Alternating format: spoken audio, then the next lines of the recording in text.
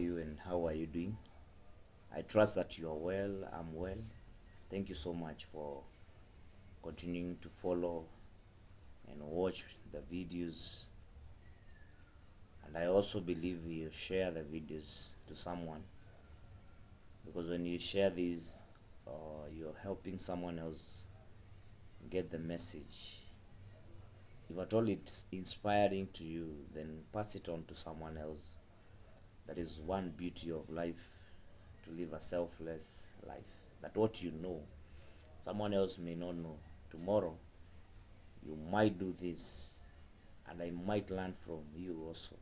Because we are in this world and there is no end to learning.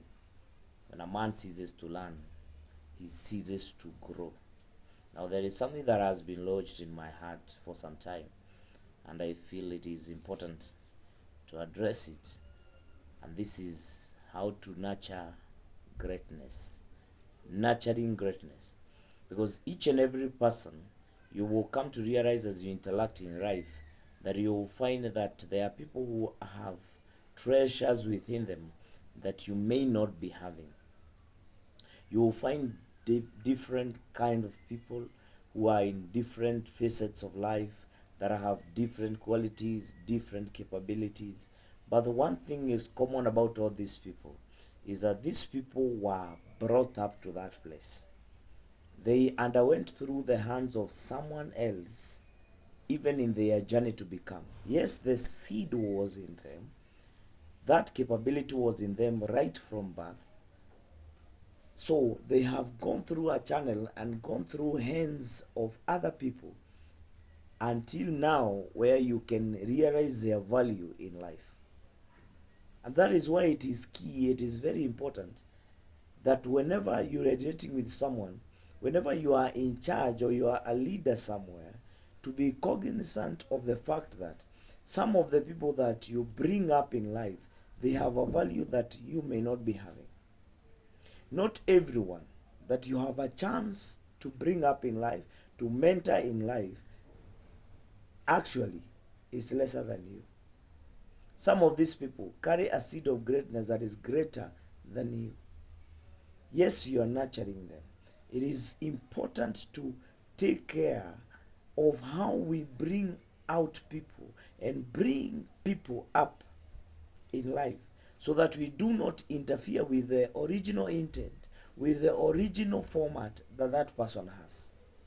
Because our attitude towards people, our attitude towards the people we lead, our attitude towards the people that we relate with day in, day out, may affect in a way the way they bring out that seed that is already in them.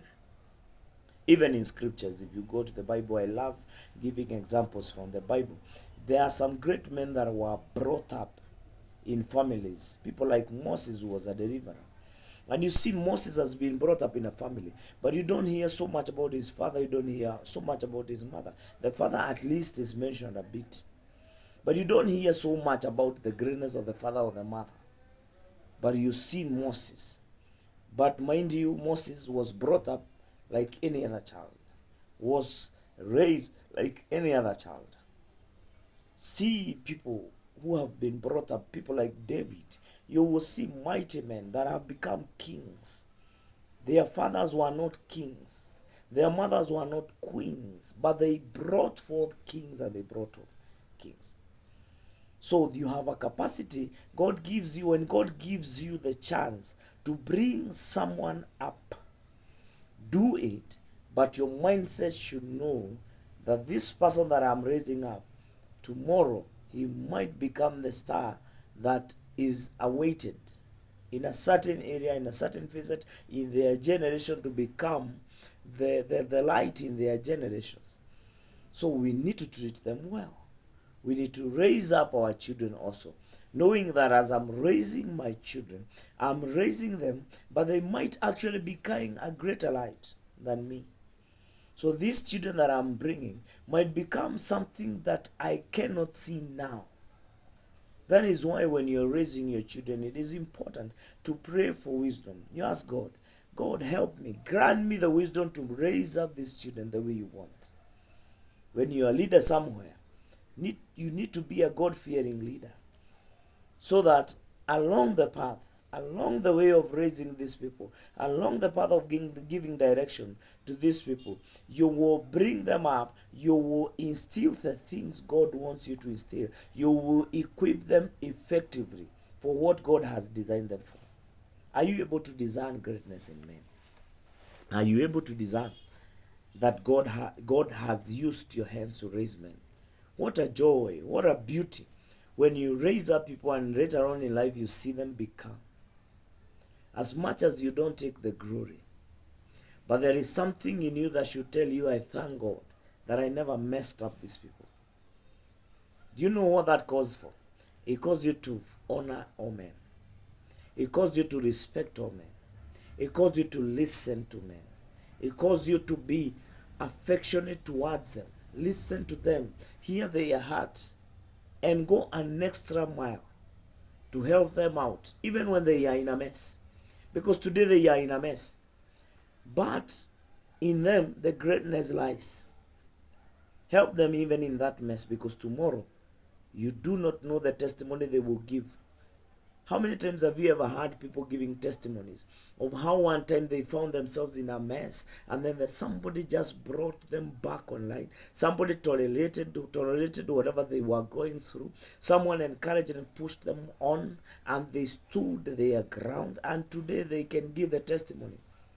Oh man, the person that was assisting them at that particular time did not know.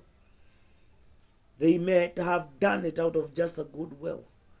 But you see, that one act of kindness saved a life, saved a generation. So be kind, be affectionate, tolerate, pray with people. Do not give up on people when they are going through challenges. Please stand with them. And you know what? You do not know what the Lord has prepared for them in the days to come. So stand with them and be there for them. And this way, you'll be able to nurture the greatness that God has placed in them. And when you see, if peradventure, that seed of greatness starts to manifest when you are still raising them up, I pray that God will help you not to feel threatened. Because there are people, when they raise people and they are seeing these people might be gifted more than them, they start fighting them back. They start pushing them down. They start dimming their light. Oh, I pray that God will give you a heart that will be contented, that you will be content with what God has placed in you, because what you are equipping them with is an addition, is also a gift from God. God has given you whatever you are actually giving unto others. It is not originally from you. Even the gift and the grace to nurture greatness is a gift from God. So you will not fight them up when they are rising, but you will clap as you correct them. You will clap and cheer them on when they become better. You know what? In life, one day you will look back and say, I know I have an input. I have my input. I have a positive input on someone. You don't want a testimony where somebody will be saying that I hoped through this man I would become, but then this man messed up my life. This man dimmed my life. This man became a stumbling block to my life. Oh man, those kind of testimonies are not good. So when you're given a responsibility, especially, and I'm saying this with all due humility, as a leader anywhere in society, anywhere, whether in the Christendom, whether it's in the workplace, wherever you are, and you are a leader of any form, please know that you might actually be leading greatness. You might be actually nurturing greatness. Do it faithfully and do it by the wisdom of God, by involving God as you raise people up, as you raise your children up, as you raise students up, as you raise everyone that God brings your circles in life. Bring out the greatness in them, and you will rejoice in the days to come. God bless you.